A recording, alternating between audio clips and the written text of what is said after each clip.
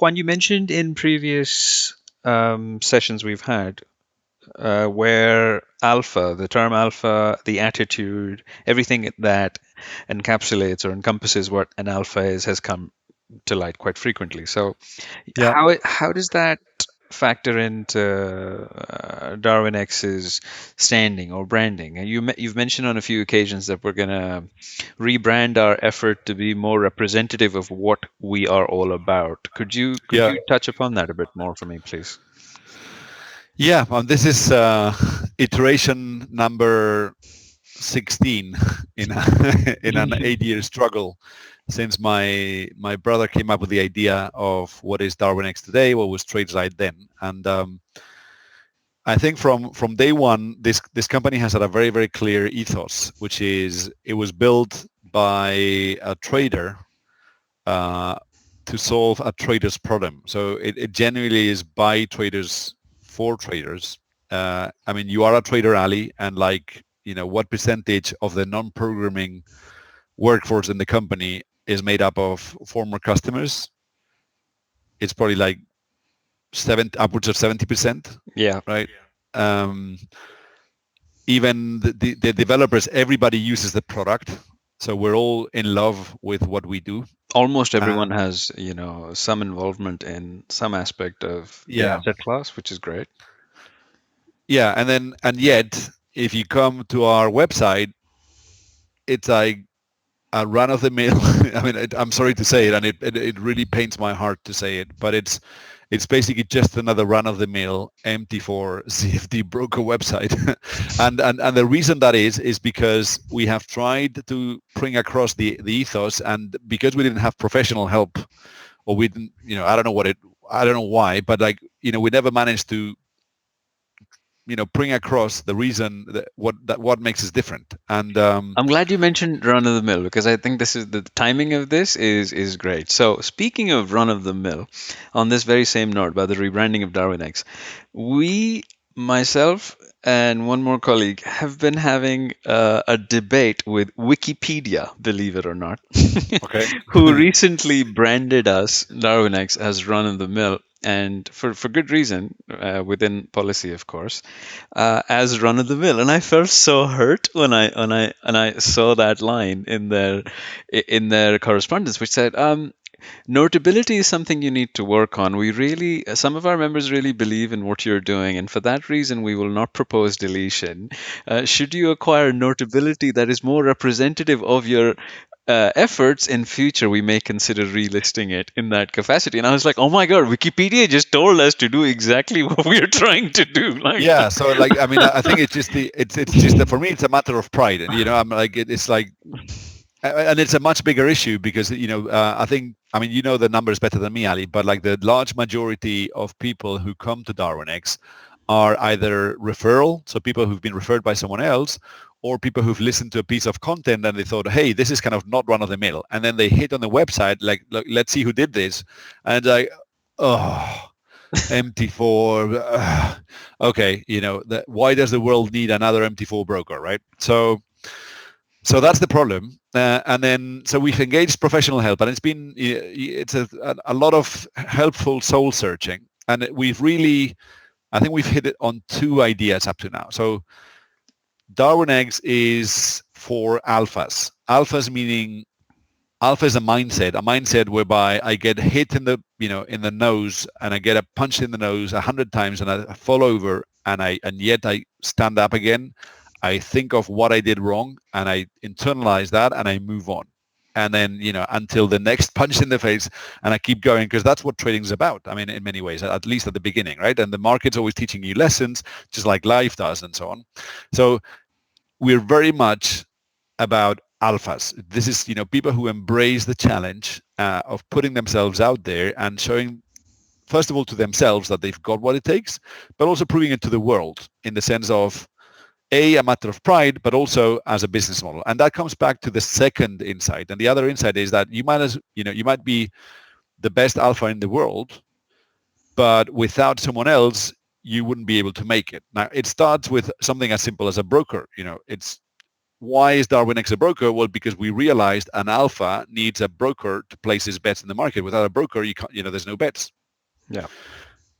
Now, and that was the reason we did it. Now, we bungled it up so badly in terms of our positioning that instead of saying, we are a fintech by alphas for alphas that happens to have a broker because every alpha needs a broker, it sort of got into DarwinX is a broker, which is like, well, no, we have a broker, but we're not a broker. Like, God knows if I could do without having a broker, I would have a lot more hair in my thing. I mean, there's so much compliance.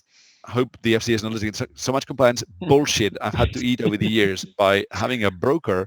I mean, it's like I wouldn't even do that to my mother-in-law. Okay, so that's the so that's the one of the issues. And then the other one is We should just as really a just broker. add, sorry, FCA, we mean this with all the love in the Yeah, no, we world, mean this with but all we've the love in lost the more world. But hair than we can.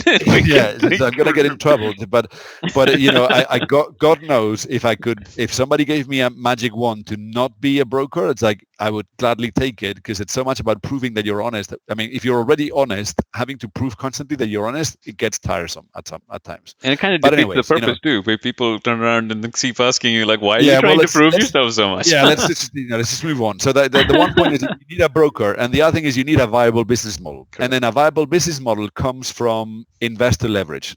We know what bad leverage, like debt leverage, can do to you, but all the hedge funds in the world, they have a business model which is basically you get investor capital, and then you charge them something if you make money, and you pay them nothing back if you lose it. And that is a very powerful sort of leverage because it means you don't care about volatility. I mean, you care about, you're just not exposed to volatility because you're not you haven't taken out any debt. Now, the technology to make that happen, I mean, there's a good idea that came out of this, which is the whole mirror trading idea. So if the guy with the talent does something on his account, then the guy with the money does something that same something on somebody else's account.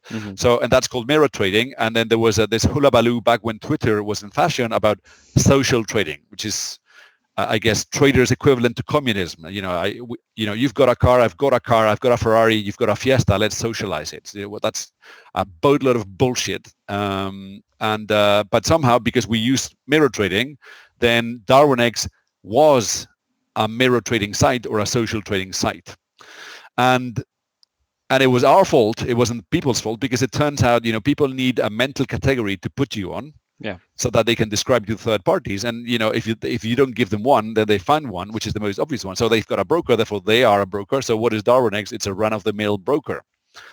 So in perception, we kind of really, sorry, in terms of perception at this point. Yes.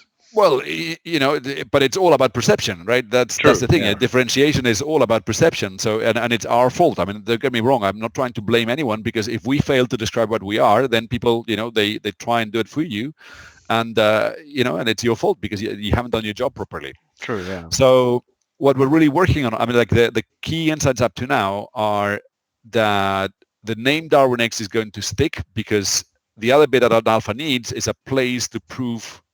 I mean, you only prove that you're an alpha by surviving Darwinian selection, right? So alpha needs DarwinX, and in that sense, kind of that's where things are headed. And we're now looking at like the tagline and things that have come up, but would be like where the alpha roams, as in alphas are predators and they're roaming around DarwinX. Very metallic. Or we get alpha, or I mean, it's and we've had names about like how should we name the broker? Like we should, maybe I've thinking like jungle, right? Jungle is where alpha proves what they've got, and then it plays to welcome to the jungle, right? This is a great place to, if you're keen, how about we survey the community? Yeah, that's the thing. So like I think the one point, and we've literally had this call today, is my brother. So we like the idea of alpha. I mean, it's definitely a go. We definitely are attached to the name DarwinX, and it's definitely here to stay. The one thing we haven't managed to nail is, okay, well, so I've got an account with broker XYZ, and there are perfectly good MT4 brokers out there.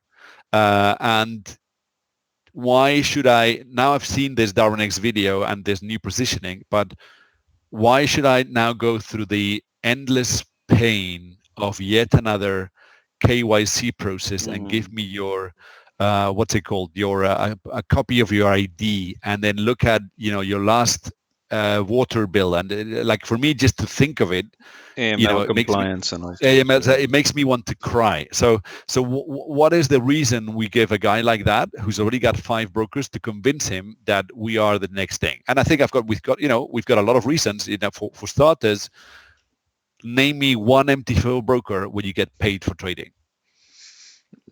I can't think of any.